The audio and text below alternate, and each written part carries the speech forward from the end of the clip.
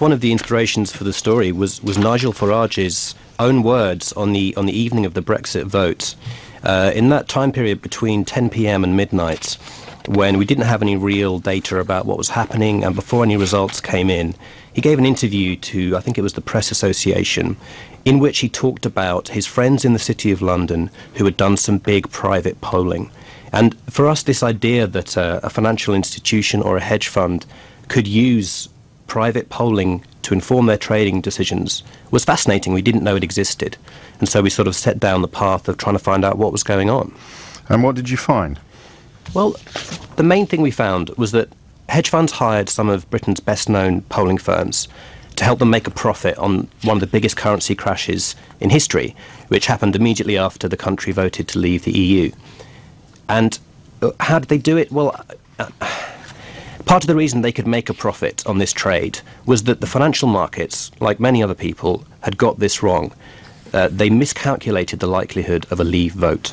And so that made it very cheap for hedge funds to trade the pound, among other things, and increase their potential profits. But they needed to have an accurate gauge of public opinion to do that, and that's where the polling firms came in. So the polling firms then would have been advising these hedge funds that the vote looked likely to go to leave. And when it was publicly pronounced that it looked as if it was going to go to remain, the opportunity to make a ton of money was established. That's one possible trading strategy, yes. You could use the missentiment in the market to buy cheap derivatives, for example. It makes the trading more profitable. But there are other strategies you could use. For instance, if you knew, for example, that a polling company would be releasing a public poll at a given time, if you knew in advance or were able to predict in advance what that public poll would say, you could trade off the poll itself.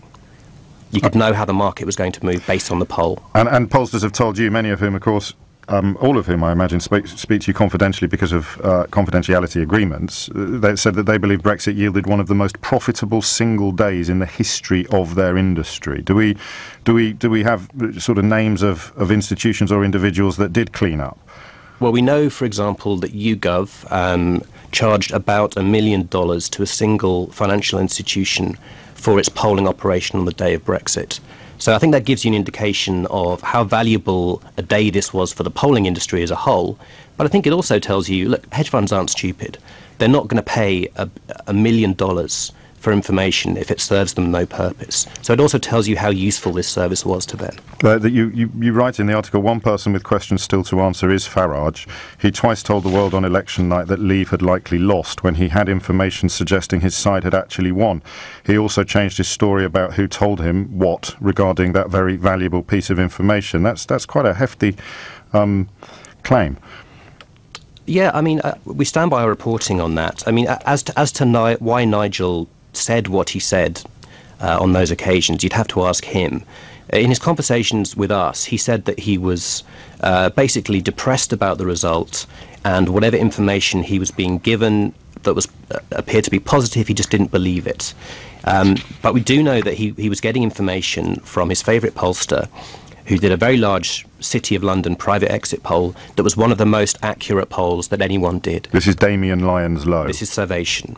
Their poll, according to our sources, called the result, and they would have known, well, at 10 p.m, if not earlier, that the result was going to look very different than the markets and everyone else was predicting. So we know that Nigel had those conversations. We know that he knew about that poll. And as for his explanation, it isn't clear. He changed his story several times. You could always ring him on LBC.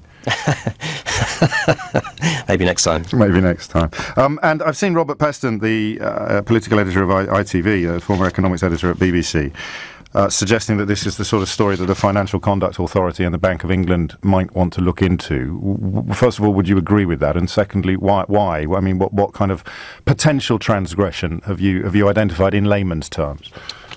Well, in terms of the outcome of our story and what happens next, those are decisions for other people to make.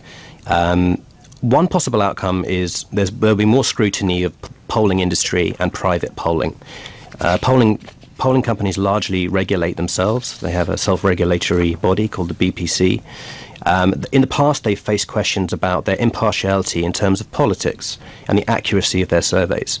But because hardly anyone knew about the nature of their work for financial firms, there hasn't really been any scrutiny of that. So one thing that may happen is people will ask more questions about those things. In terms of the law, again, these are questions for a lawyer to answer, really. But there are certain areas of law that come into play here. The main one is a UK law that specifically covers exit polls, where you've asked someone how they voted.